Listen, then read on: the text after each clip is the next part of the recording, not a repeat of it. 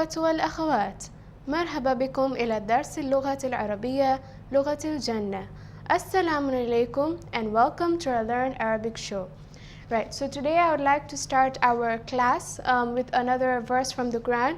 So if you open your Qurans to chapter 51, verse number 47, it says, Bismillahir Rahmanir Rahim, وَالسَّمَاءَ بَيْنَهَا بِأَيْدٍ وَإِنَّا لَمُوسِعُونَ. Meaning, here is the translation, we have built the sky with might, and indeed it is we who are its expanders. So you notice that you will find verbs in the sentence. I just want to pick out the verbs and look at the grammatical aspect of this verse. So first of all, you will find was-samaa. You will find here on top of the alif, we have a hamzatul wasla, qatar, which is not being pronounced. It is silent. So we don't say wa-as-sama, we say was-sama. Why? Because of the presence of the hamzatul qatar. And then we notice that sin here has a tashdid on top, and this is because we said that sin is amongst the hurufu shamsiya. It is one of the sun letters, therefore the definite article al will not be pronounced. So we pronounce it as was-samaa.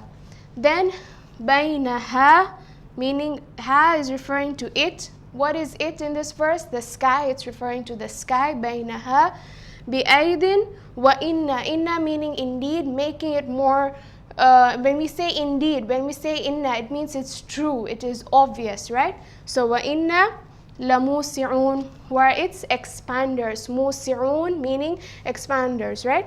So now this verse actually tells us that the earth is expanding, okay? And this fact was not known in the primitive science of the 7th century, of course, that the earth was expanding. But you find one of the physicists has written, his name is Stephen Hawking. He has written it in a book, A Brief History of Time. If you look it up, he says that this fact discovery of the expansion of the universe was one of the most greatest intellectual resolutions of the 20th century. And you find the Quran has said this.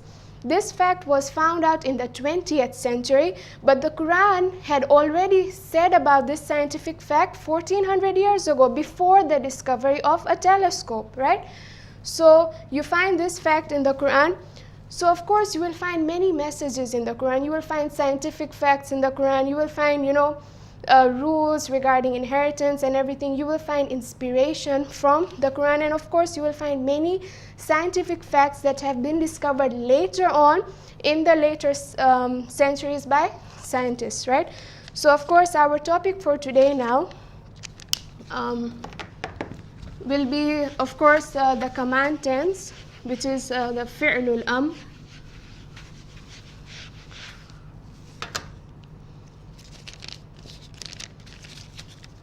So our topic for today is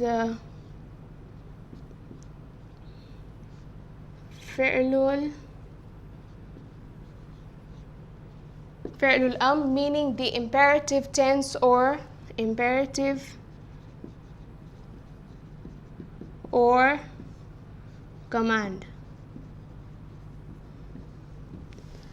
Right. Now the imperative or the command tense will obviously take a completely different form from the past tense, the fi'lul madhi, and of course the present tense, the fi'lul mudari. So we'll be looking at the fi'lul amr. And of course this fi'lul amr only applies to the second person. The imperative only applies to the second person. Of course we also have, in Arabic, we also have imperative for the third person, but that of course only takes place when you add the letter lam to the beginning of the tense. That's the only time it can take place with the third person. But for now we will be looking at the imperative, but only in the second person, right?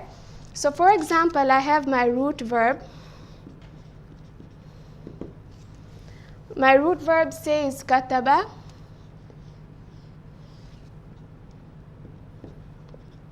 So kataba means he wrote. This is fi'lul madhi, past tense, right? Meaning he wrote. So kataba, he wrote. Then we have the present tense of kataba is yaktubu, right? Of course, I'm just taking the masculine present tense. Yaktubu, meaning he writes. Now, what will happen to the command tense is, what you have to do is look at the second radical, okay? This is the first kaf, that's the first radical, the second radical, the third radical. But look at the third radical in the present tense form. So the third radical in the present tense, the second in the present tense form is ta. That is the second radical.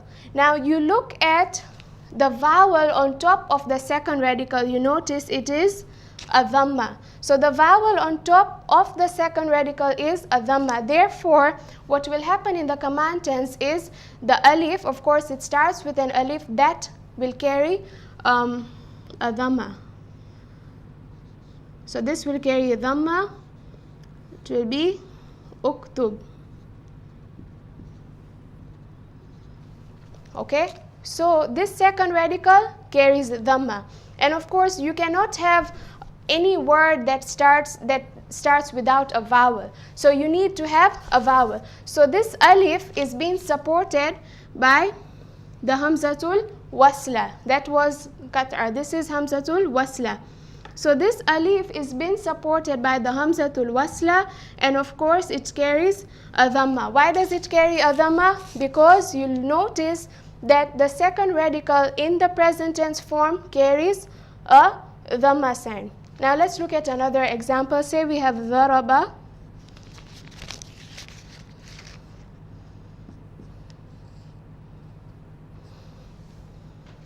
So uktub, of course, meaning that you, masculine, right? This is for you, masculine, singular, right?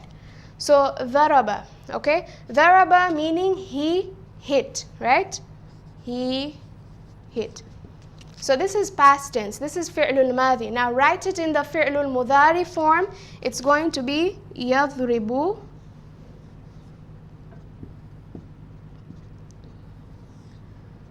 Yadhribu. Right. Now again, look at the second radical. The second radical of this word is ra.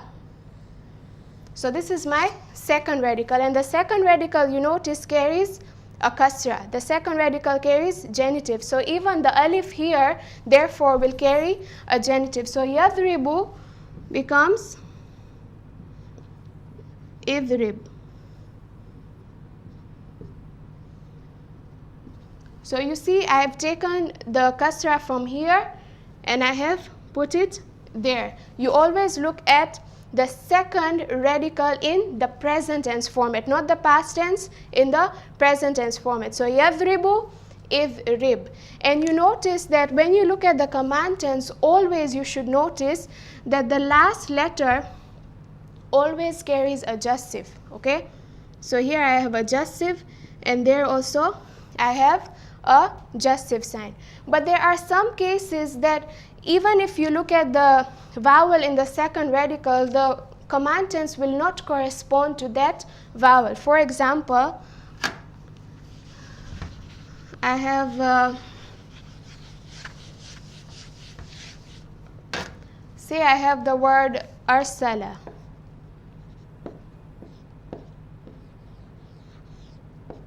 Okay, now arsala means he sent, okay? Of course, you will tell me, but the fi'lul madhi that we had done, we never had any verb that was starting with alif. We only had, the three root verb like kataba, jalasa, daraba. But sometimes there are some words that I cannot just say rasala, because it will not make, grammatically, it will not make any sense. Why? Because this word here needs the support of an alif. There are some verbs, they actually need the support of an alif. Therefore, that's why I have put an alif. Of course, the verbs we had covered were only three root verb. For example, like kataba, jalasa, fa'ala, etc. Right? But this word, you notice, it has an alif. So if you come across a verb in the Quran that starts with an alif, then do not get confused. Again, it is a verb, and of course it's in the past tense. So arsala meaning he sent. So the present tense for arsala will be yarsilu.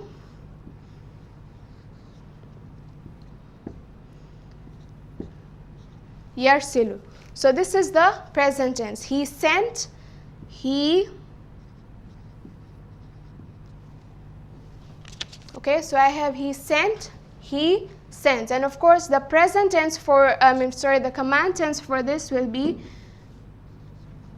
Now here, the vowel will not correspond to the present tense. The vowel, it will not correspond to the present tense second radical. Of course, you are expecting to see a kasra there because this is the second radical. Look at the vowel of the second radical, but you will find that it will not correspond to that. So what will happen here, instead of kasra, I will find a fatha. So I'll have arsil.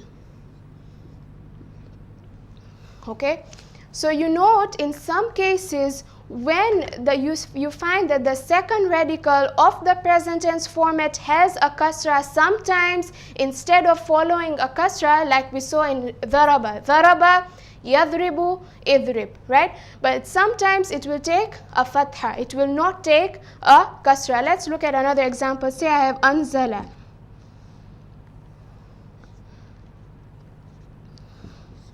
Remember this verb anzala, we had done it in one of the Quranic verses, وَأَنزَلْنَا الْحَدِيدَ, and we sent down the iron for the benefits of the human beings. Anzala, meaning he sent, or he revealed.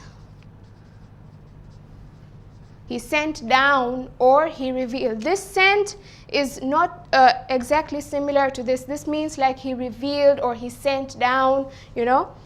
So anzala meaning he revealed. So the present tense for anzala will be yanzilu.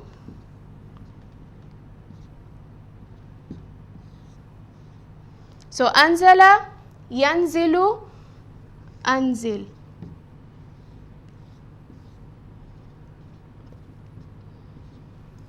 So I have anzala, yanzilu, anzil. So basically there are some root verbs. Even if you check the second radical of the present tense form, it is kasra, but however their command tense will take a fatha. Okay, one last example.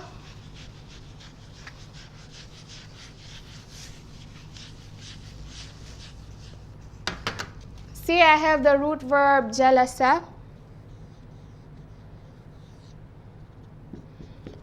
Right, now jalasa is a 3-root verb, of course, so it will take the same rule that we have learned. So jalasa meaning he sat. This is past tense. Now convert it into present tense. So jalasa will become yajlisu.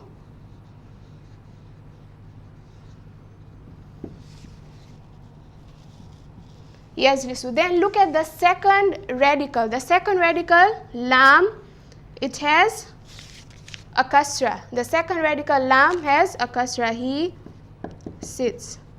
So of course, even in my command tense, the hamza will carry a kasra. So I have ijlis. So you notice here there is a kasra. Here I also have a kasra. So in most cases it will follow the same rule. If the second radical has a kasra, command can have a kasra or it can have a fatha. If the second radical has a dhamma, the command will have a dhamma. So we have looked at you masculine singular. Now let's look at the other second person. So the other second person that we have here, we have looked at you masculine singular. Now we look at the dual. Say we have you feminine singular. Let's finish off with the singulars first. You feminine. Okay, so say I have the word yak. Of course, I take my present tense. Yaktubu will become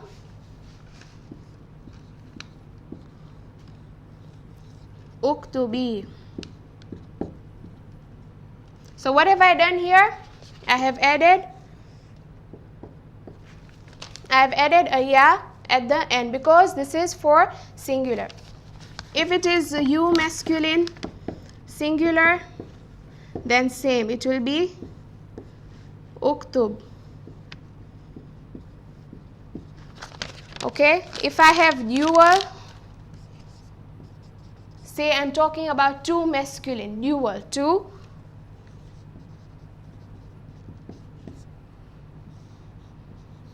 then I will have uktuba.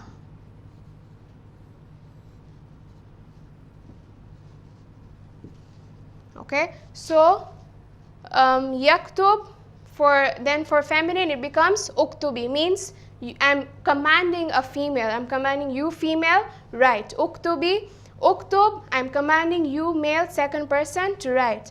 Then we have dual is uktuba. Then we look at and of course this dual is for both muannath and mudhakkar and to feminine. Uktuba is for both masculine and feminine. Okay. Then we have plural masculine. Of course, this is all in the second person.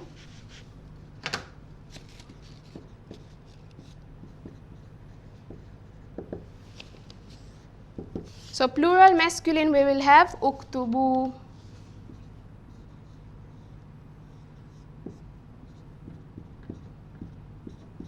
And for plural feminine we will have uktubna.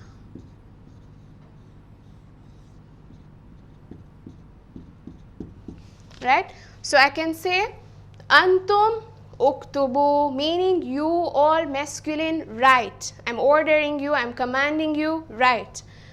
Antunna uktubna. Okay?